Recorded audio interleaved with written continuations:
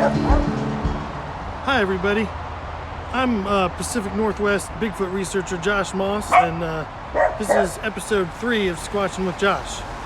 Today we're researching at Sandy River Delta, which is a dog-oriented park just north of Interstate I-84 from the Lewis and Clark Park from episode 2. I like this area for research for a number of reasons. Of course, it's still at the confluence of the Columbia and Sandy Rivers, which, makes it a good migration area. It's a very swampy area. Bigfoots and Sasquatches are known to love swampy and marshy areas. You could just think of the stories of the skunk ape in Florida, which is a swamp-dwelling ape, for example.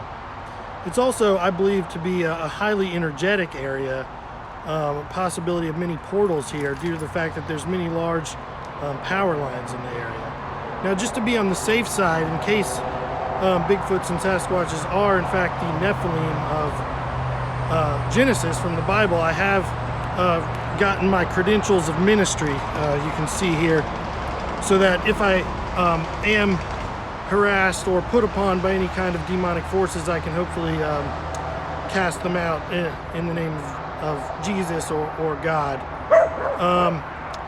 So thank you for joining me on episode 3 of Squatchin with Josh, and I hope you enjoy our adventure here at the Sandy River Delta. Thanks a lot.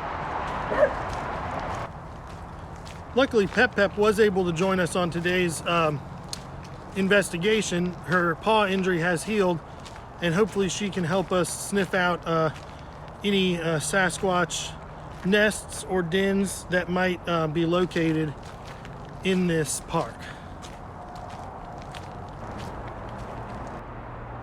Low-lying marshy areas or swampy areas, such as the ones created by this artificial dike or levee that I'm standing on, make ideal Bigfoot habitat, offering lots of food and places to hide from human interference.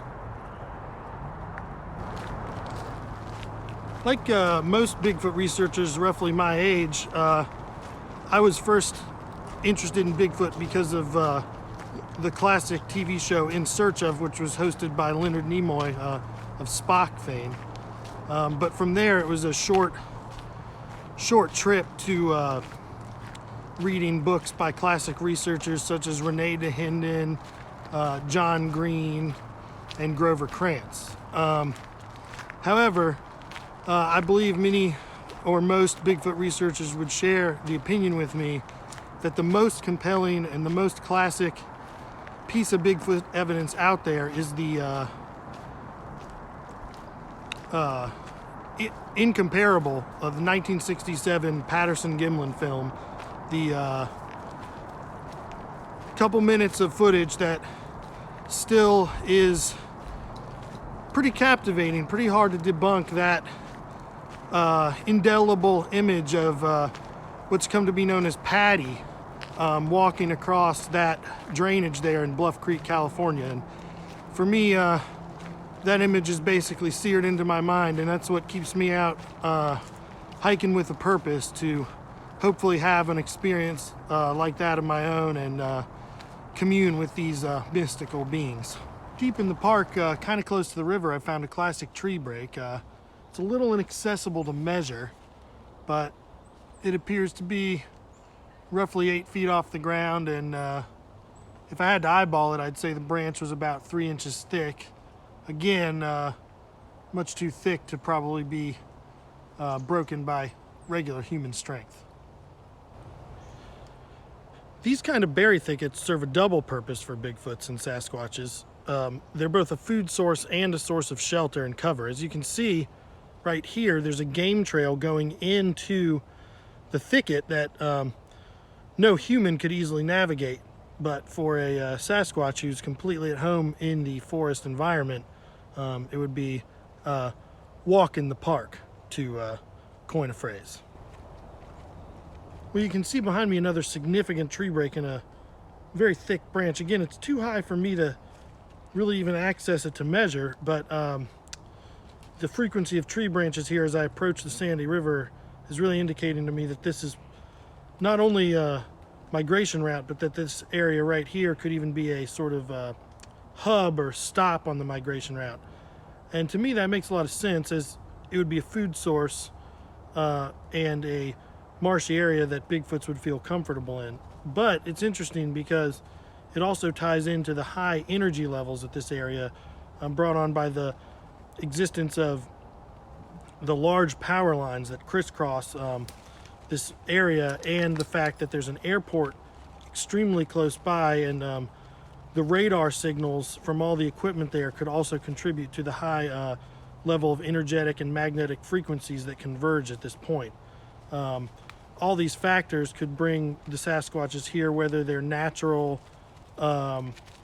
ethereal, pan-dimensional, or demonic, or all of those things. It's interesting, right here near this tree break, Pep has lit on a scent and is digging. This could very well indicate that Sasquatches have also marked this spot with their urine and or feces. It would be great to find a feces or scat sample during this investigation. Many researchers will tell you about the feeling of being watched, or that creepy feeling, the hair coming up on the back of your neck. And I gotta say, definitely a feeling I'm getting here at this highly energetic area down by the Sandy River as I approached the river bank. Again, very glad that I got my credentials of ministry so that any demonic forces I might encounter know that I'm a warrior in the light, a warrior of God, and that I cannot be trifled with, hopefully on a demonic level. Hopefully I do have the power to cast these spirits away, if in fact I do encounter any Nephilim or demonic Bigfoots. This area certainly has a creepy feel to it. You can see these leaned up trees here and here on either side of this path. I hate to say it, these don't seem coincidental. They seem like warning markers of Sasquatch territory. I do believe I'm going to press forward a little bit more, but this area has a very ominous and creepy feeling. Just looks like a definite habitat site for Bigfoots and Sasquatch. Now here is a very exciting piece of evidence. Here in this very ominous area, actually right beyond the sort of stick structures that I just showed, is a potential footprint of Sasquatch, if you can see it there. Here's where the big toe would be, and there's the toe line and the ball of the foot right there. Get a measurement on it. Appears to be about 5 inches wide. Looks like it could be up to 9 inches long. Those dimensions aren't really any bigger than a regular human foot, which indicates it could probably be a juvenile Bigfoot or Sasquatch, which makes a lot of sense if this is a frequently habitated area. Pep is finding a lot of sense here, and she's very activated by the level of Sasquatch activity that we are seeing in this area. Again, it's likely that many Sasquatches have urinated and left scat samples in this general area, as indicated by Pep's frantic indications and digging.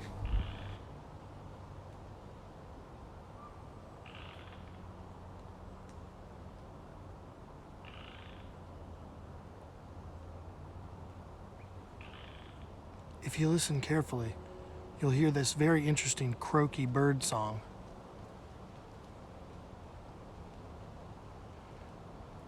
Sasquatches are often known to mimic the cries of other animals. Many researchers will tell you it sounds almost exactly like the real animal's cry, just slightly off.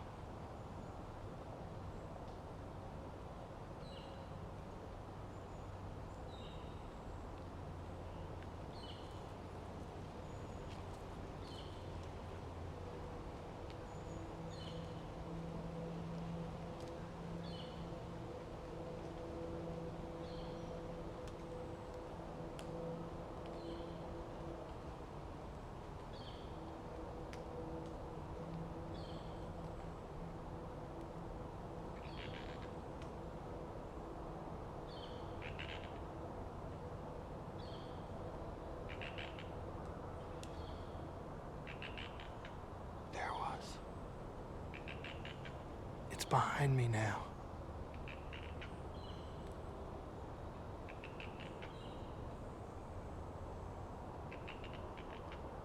I think I need to get out of this area.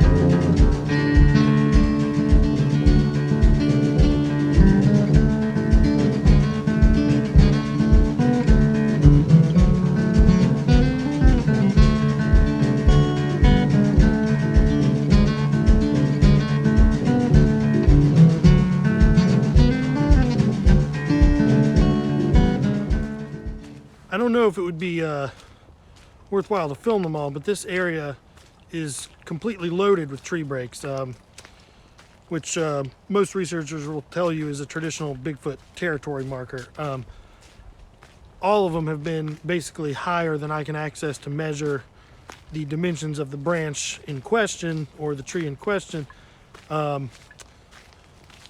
which is a little disturbing. That speaks to either gigantic Bigfoots inhabiting this area in large numbers, or some sort of beings with powers that we are not quite sure of how to, or we're not quite capable of describing the powers of these creatures. Many areas of the Sandy River Delta are marked as habitat, critical habitat areas, do not disturb, restricted areas, and no coincidence, Peps has lit on a scent here. I often find that areas are blocked off by the local park authorities in places that are prime Sasquatch or Bigfoot habitats.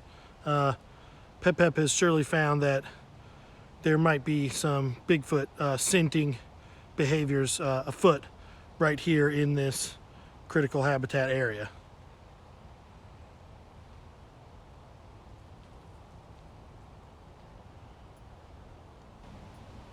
Behind me you can see some of the huge power lines that would draw energetic forces to this area, make it a highly energetic and magnetic area. I believe that increases the opportunity for interdimensional portals, basically making the veil between dimensions or worlds thin in this general area, allowing for the passage of beings or cryptids or entities from other worlds and realms to pass into ours, and vice versa, I suppose. I personally would not like to pass through one of these portals. Standing directly underneath these power lines, you can hear them buzzing as they draw magnetic and electronic energy to this area, creating a vibrational convergence of energy that would allow for increased paranormal activity, the presence of portals, and a thinning of the veil between worlds. As I approach the actual area of the confluence of the Sandy River and the Columbia River, I've spotted this linked branch here on the tree in the center of the shot, probably about 12 to 14 feet up the tree. This is another, many researchers would tell you, classic territory marker. I wouldn't be surprised if the confluence area was significant to the Bigfoot populations here. There's a bird blind at the actual end of this confluence trail, and when I get there I'm going to try several techniques to elicit some Bigfoot communication.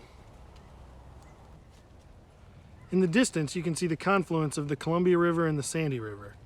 there have been many reports of Bigfoot swimming the entire width of the Columbia River, which can be up to or even over a mile in its full width. There are many reports of Bigfoot using rivers in general as migration routes and habitats along their riparian edges.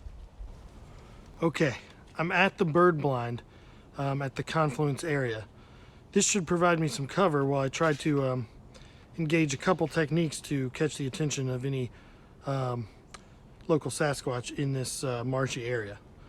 First, I'm going to try to create an interesting scent, which many researchers will tell you could attract Bigfoot or Sasquatch to an area. I'm going to try to do this by vaping some medicinal marijuana. Now, I don't usually do this, but I borrowed one from a friend, and this is just for the research, so here goes.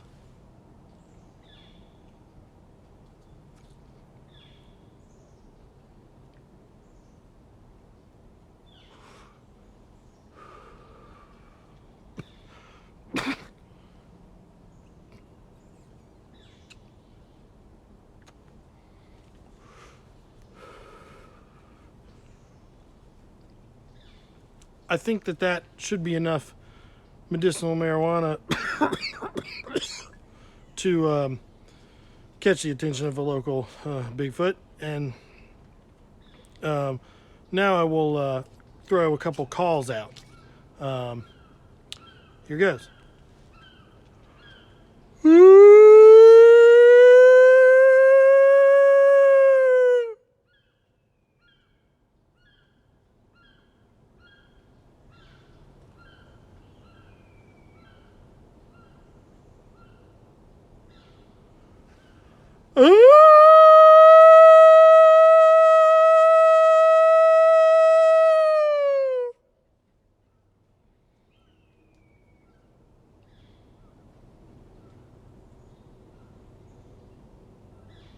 You'll notice I tried a couple different registers or pitches for these calls in order to sort of... I didn't receive any similar howls directly in response to those calls, but I did receive an uptick in interesting bird calls, which could potentially be local Bigfoots mimicking the calls of the local bird population.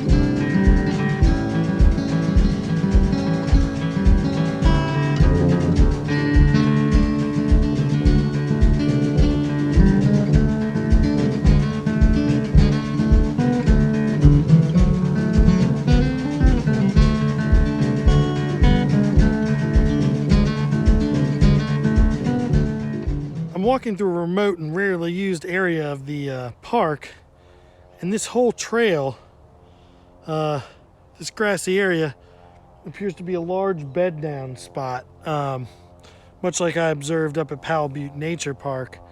There's stomped down grass all over either edge of the trail, sort of a musky odor, and Pep does seem to be noticing some scents here.